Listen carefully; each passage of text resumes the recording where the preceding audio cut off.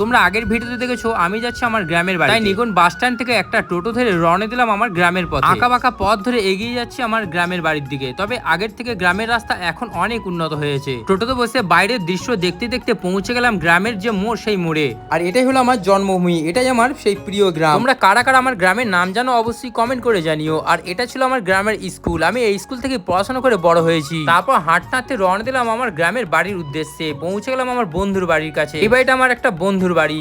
তারপর পৌঁছালাম আমার স্যারের বাড়ি, যে স্যারের কাছে পড়াশোনা করে মানুষ হয়েছি। তারপর পৌঁছে গেলাম কালীমাতার মন্দিরের সামনে, আর ঠিক মন্দিরের পাশেই রয়েছে আমাদের বাড়ি। আর এটাই হলো আমাদের সেই পুরনো বাড়ি, যদিও বাড়িটা অনেকটা ভেঙে গেছে। আমাদের এই বাড়ির সামনে রয়েছে ছোট্ট একটি পুকুর, আর এই পুকুর নেই কিন্তু রয়েছে অনেক স্মৃতি। তারপর পৌঁছে গেলাম কাকার বাড়িতে, আর এটা হলো আমার কাকা আর কাকিমা বাড়িতে জমিয়ে গল্প করে তারপর কাজ মিটিয়ে রওনা দিলাম আবার বর্ধমানের উদ্দেশ্যে। হাঁটতে হাঁটতে পৌঁছে গেলাম সেই মোড়ে, যে মোড় থেকে টোটো ধরে রওনা দিলাম নিগন বাস স্ট্যান্ডের উদ্দেশ্যে। আর আমাদের পার্শ্ববর্তী গ্রাম হলো কুন্দা। তোমরা আমার ভিডিও কুন্দা থেকে কারা দেখছো অবশ্যই কমেন্ট করে জানিও। নিগনচটি বাস স্ট্যান্ডে নেমে নিগন যাওয়ার জন্য হাঁটতে শুরু করলাম। তারপর একটা দাদার গাড়িতে লিফট নিয়ে পৌঁছে গেলাম নিগন রেল স্টেশনের সামনে। নিগন স্টেশনে যখন পৌঁছালাম তখন ঘড়িতে বাজে 4:16 আর ট্রেন আছে 4:22-এ। থ্যাংক ইউ সেই দাদাকে যে আমাকে লিফট দিয়েছিল, যদিও দাদাকে ভিডিওতে দেখানো হয়নি। তারপর পৌঁছে গেলাম নিগন রেল স্টেশনের টিকিট কাউন্টারে। টিকিট কেটে প্ল্যাটফর্মে গিয়ে ওয়েট করলাম। তারপরই চলে আসলো ট্রেন। তারপর ট্রেনে চেপে রওনা দিলাম বর্ধমানের উদ্দেশ্যে। যাই হোক, বাইরের দৃশ্য দেখতে দেখতে পৌঁছে গেলাম ভাতারে। আর ভাতার থেকে একদম বর্ধমান খুবই কাছে। যাই হোক, এই ভিডিওটা শেষ করছি। দেখা হবে তোমাদের সাথে আবার নতুন ভিডিওতে।